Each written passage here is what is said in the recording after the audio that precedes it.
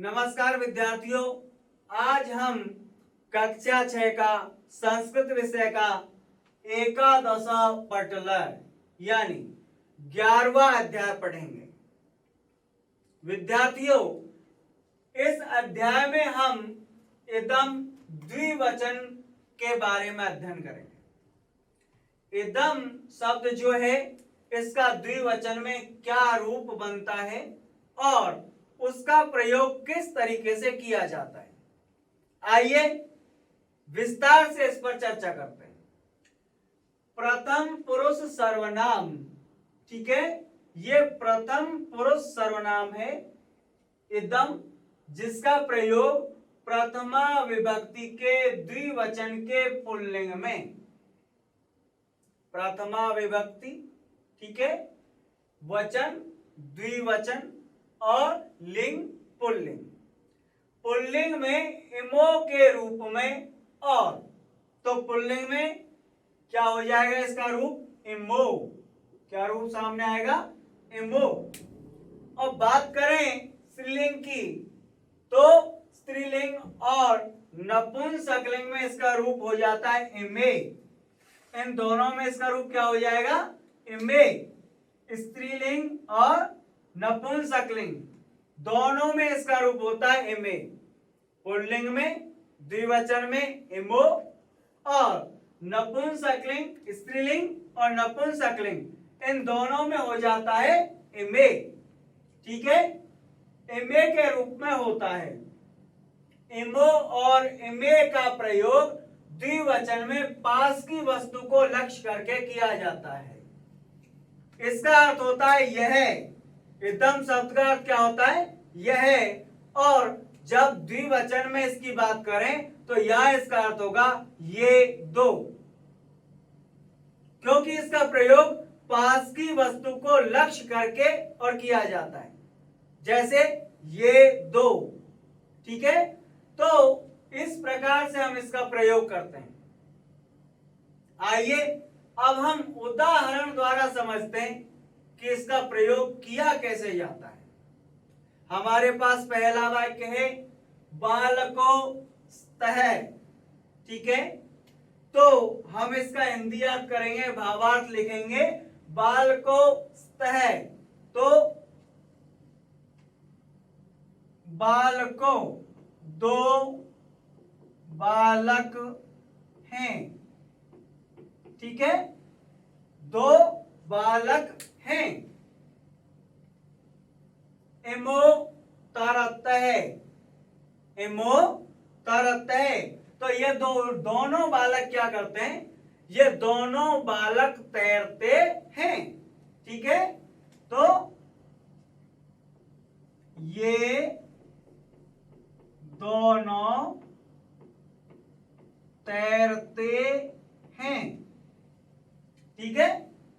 बालको स्तः, तो बालक का द्विवचन का रूप है, बालक है बालको, तो बालको स्तः, दो बालक हैं। इमो तरतः, ये दोनों तैरते हैं। अगला है पुत्रो स्तः, अगला क्या है, पुत्रो स्तः, तो दो पुत्र हैं, ठीक है, क्योंकि पुत्र जो है उसका ये द्विवचन का रूप है, तो दो पुत्र हैं, दो पुत्र हैं, क्या हो जाएगा, दो पुत्र हैं। यदि अगले वाक्य की बात करें तो कहता है इमो क्रीडतः, इमो द्विवचन का रूप है, पुल्लिंग में है, क्या लिखेंगे, ये दोनों, क्या हो जाएगा, ये दोनों क्रीडतः, खेलते हैं, क्या होगा, ये दोनों खेलते हैं। इमो क्रीडतः, ये दोनों खेलते हैं। क्लियर है। आगे चिकित्सको स्तः, दो चिकित्सक हैं, क्या अर्थ होगा, दो चिकित्सक हैं। देखिए दो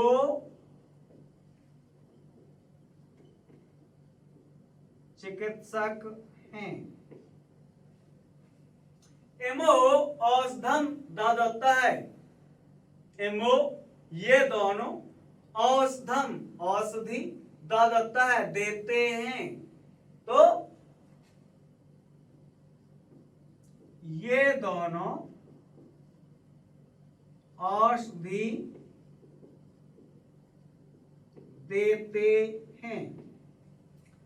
ये दो चिकित्सक हैं और ये दोनों चिकित्सक औषधि देते हैं।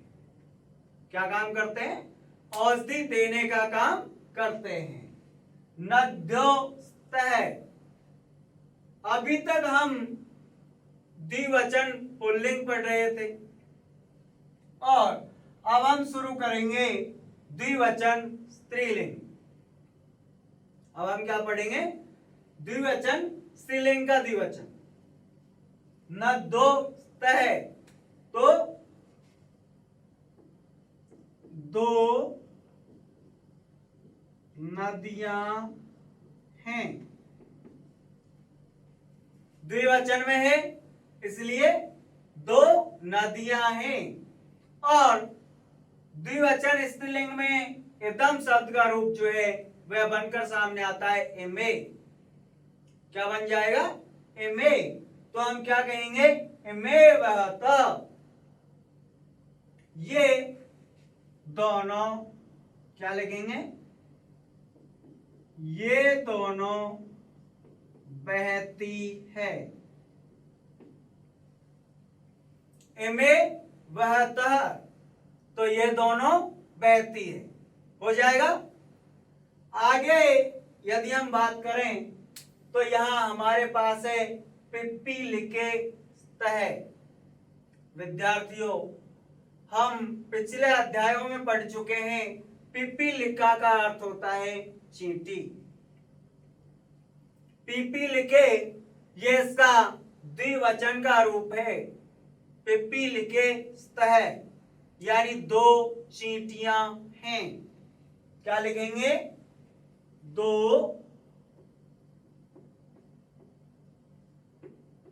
चींटियां हैं। ठीक है। इमे चलता, ये दोनों चलती हैं। क्या हो जाएगा? ये दोनों चलती हैं। ये दोनों चलती हैं। पिप्पी लिखे तह, दो चींटियां हैं। इमेज चलता है, ये दोनों चलती हैं। अगला है कोकिले तह। कोकिला, कोकिले, कोकिला। तो कोकिला एक वचन, कोकिले द्विवचन और कोकिला बहुवचन। कोकिले द्विवचन का रूप हमारे सामने है। कोकिले तह, दो कोयल हैं। क्या लिखेंगे? दो कोयल हैं। देखिए, दो कोयल हैं। दो कोयल हैं। इमे कूजता है। इमे ये दोनों, इमे अर्थ क्या हो जाएगा? ये दोनों कूजता, तो ये दोनों कूकती हैं। क्या लिखेंगे? ये दोनों कूकती हैं। अगला वाक्य हमारा कर्णभूषणे स्तः। कर्णभूषणे स्तः, तो दो कर्णफूल हैं। कितने? दो कर्णफूल हैं। दो कर्णफूल हैं। कर्णयो शोभते, इमे कर्णयो शोभते। इमे ये दोनों, ये नपुंसकलिंग की बात कर रहा है। तो इमे कर्णयो शोभते, ये दोनों कान में सुशोभित होते हैं। ये दोनों, ये दोनों कानों में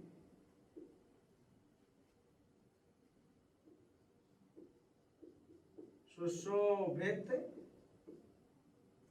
होते हैं। ठीक है, ये दोनों कानों में सुशोभित होते हैं।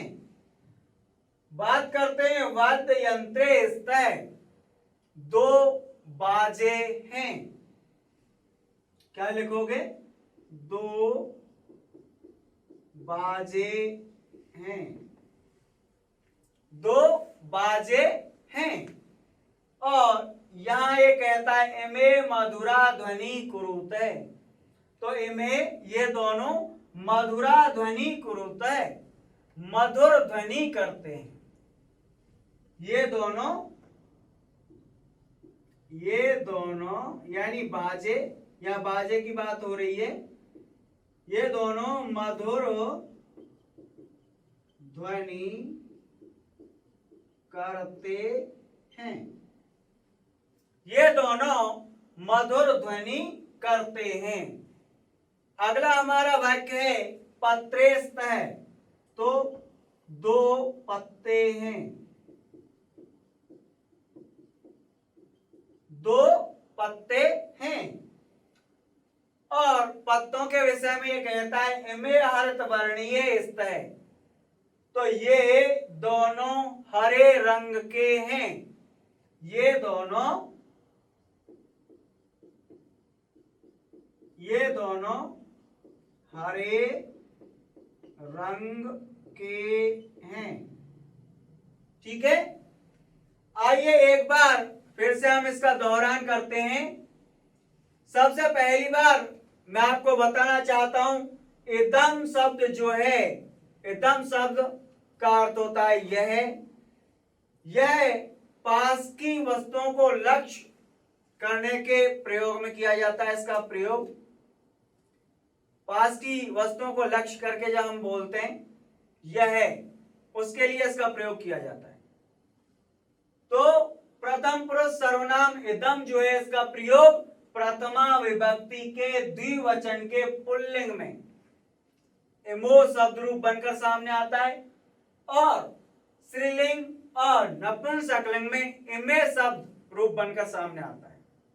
अर्थ होता है ये दो। इमो और इमे का प्रयोग द्विवचन के में पास की वस्तु को लक्ष्य करके किया जाता है। यदि बात करें इसके उदाहरणों की, तो कुछ वाक्य हमारे अध्याय में हैं। इन वाक्यों की सहायता से हम इनका उचित प्रयोग जान सकते हैं। हमारा पहला वाक्य जो है वह है बालको स्तः, यानी दो बालक हैं। ठीक है, और इमो तरते, ये दोनों तैरते हैं। पुत्रो स्तः, दो पुत्र हैं। इमो क्रीडतः, ये दोनों खेलते हैं। चिकित्सको स्तः, दो चिकित्सक हैं। इमो औषधम ददतः, ये दोनों औषधि देते हैं। नदो स्तः, दो नदियां हैं। और इमे वहतः, ये दोनों बहती हैं। इससे ऊपर आप पुल्लिंग का रूप पढ़ रहे थे जो इमो होता है, और ये अब शुरू होता है स्त्रीलिंग का रूप जो इमे होता है। स्त्रीलिंग और नपुंसकलिंग में इदम शब्द जो है इसका रूप द्विवचन में इमे होता है। इमे बहतः, ये दोनों बहती हैं। और पिपीलिके स्तः, दो चींटियां हैं। इमो चलतः, ये दोनों चलती हैं। कोकिले स्तः, दो कोयल हैं। इमे कूजतः, ये दोनों कूकती हैं। कर्णभूषणे स्तः, दो कर्णफूल हैं। ठीक है, इमे कर्णयो शोभते, ये दोनों कानों में सुशोभित होते हैं। वाद्य यंत्रे स्तः, दो बाजे हैं। इमे मधुरा ध्वनि कुरुते, ये दोनों मधुर ध्वनि करते हैं। पत्रे स्तः, दो पत्ते हैं। इमे हरित वर्णीय स्तः, ये दोनों हरे रंग के हैं। इस प्रकार से आपका अध्याय कंप्लीट होता है। आशा करता हूं समझ में आया होगा। आइए अब हम आगे देखते हैं। जैसा हमने इदम शब्द के द्विवचन के रूपों को पढ़ा, ठीक है, जिसमें पुल्लिंग में इमो, नपुंसकलिंग और स्त्रीलिंग में इमे, इनके प्रयोग हमने देखे। अब हम कुछ धातुओं से क्रिया का निर्माण करेंगे। इन धातुओं से किस प्रकार क्रिया का द्विवचन का रूप बनता है, ये हमें देखना है। तो आइए देखते हैं। हमारी पहली धातु है क्रीड, जिसका अर्थ होता है खेलना। क्या अर्थ होगा?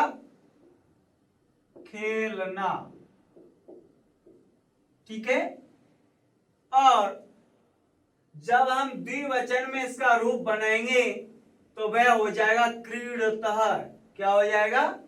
क्रीडतः।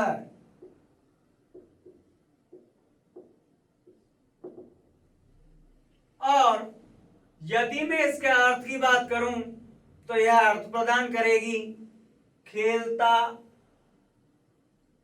खेलते, खेलती हैं, दो के लिए। तो दो खेलते खेलती हैं, ठीक है, ये दो के लिए। तो दो खेलते खेलती हैं। एक बार फिर से हम देखेंगे। यह हमारी धातु है क्रीड, जिसका अर्थ होता है खेलना। खेलना क्रिया हो गई। यदि हम क्रिया का द्विवचन का रूप बनाएंगे हो जाएगा क्रीडतः। एक वचन में क्रीडती, द्विवचन में क्रीडतः और बहुवचन में क्रीडंती। तो यहां हम द्विवचन का रूप बनाएंगे अतः, अतः जोड़ करके। तो अर्थ हो जाएगा दो, क्योंकि ये द्विवचन में है, दो खेलते हैं या खेलती हैं। अब अगली हमारी धातु है वह है प्रसृणिच, जिसका मतलब होगा फैलाना। क्या अर्थ होगा? फैलाना, ठीक है। और यह द्विवचन में इसका रूप बन जाएगा प्रसार्यतः। क्या हो जाएगा? प्रसार्यतः।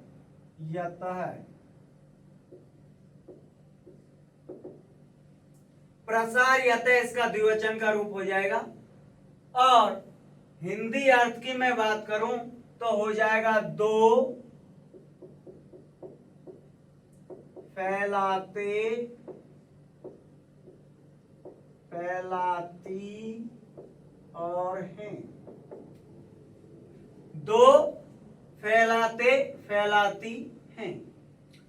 इसी प्रकार से अगली हमारी धातु है वह का अर्थ होता है बहना। वह का अर्थ क्या होता है? बहना, ठीक है। द्विवचन में इसका रूप हो जाएगा वहत। क्या हो जाएगा? वहत। और यदि मैं इसके हिंदी अर्थ की बात करूं तो हिंदी अर्थ हो जाएगा दो बहते हैं, बहती हैं। तो दो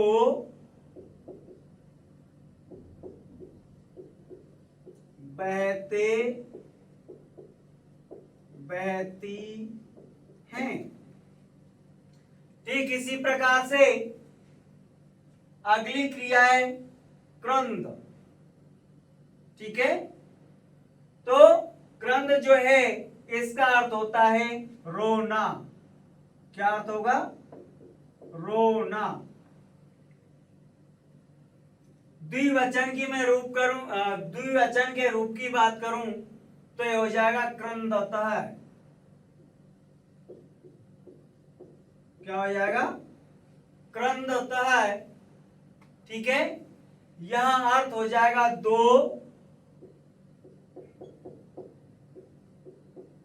रोते रोती है। दो रोते रोती है। ठीक इसी प्रकार से अगली हमारी क्रिया है कूज। ठीक है। अर्थ होगा कूकना। क्या अर्थ हो जाएगा? कूकना। और यहां द्विवचन में इसका रूप बनेगा कूजता है। क्या रूप बनकर सामने आएगा? कूजता है। और यदि मैं हिंदी अर्थ की बात करूं तो हो जाएगा दो कूकते कूकती है।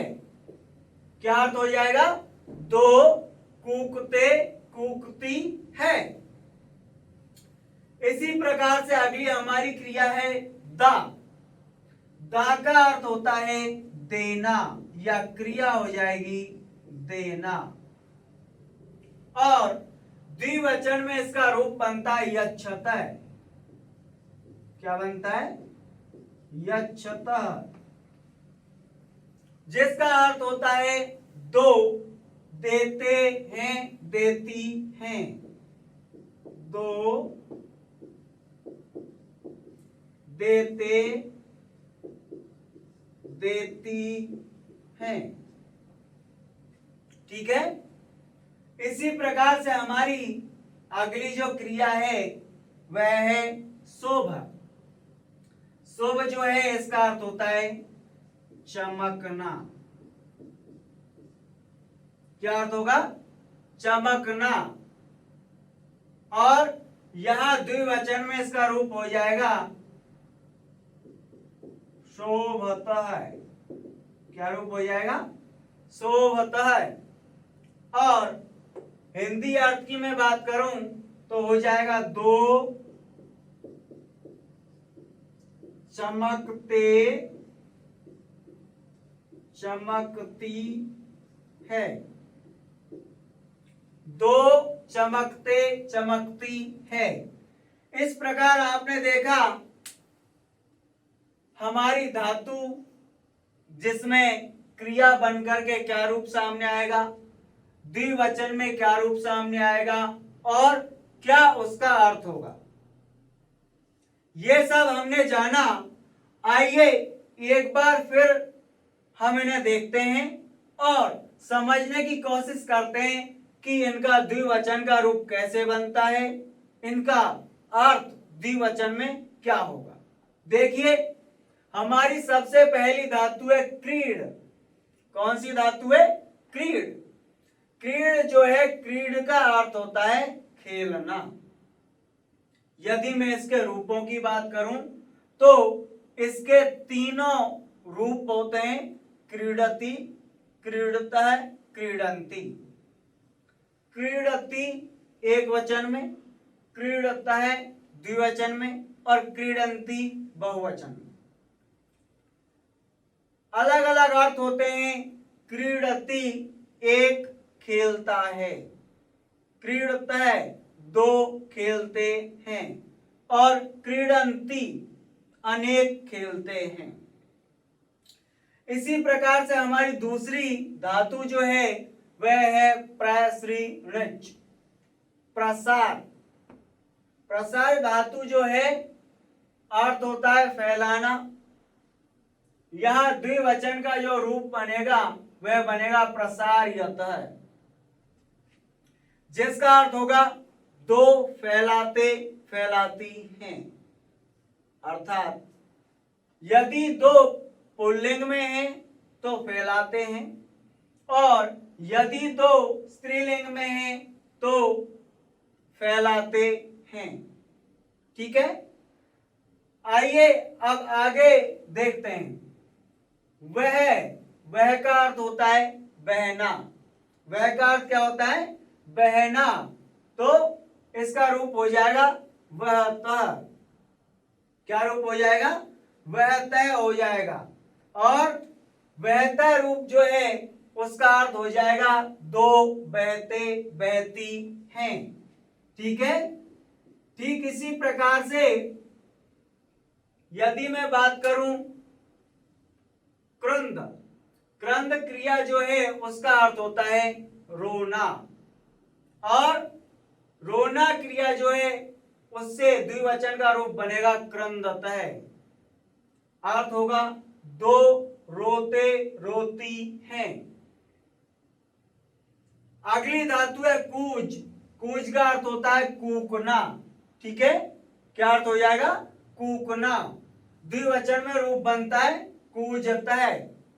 क्या रूप बनता है? कूजतः। और अर्थ क्या होता है?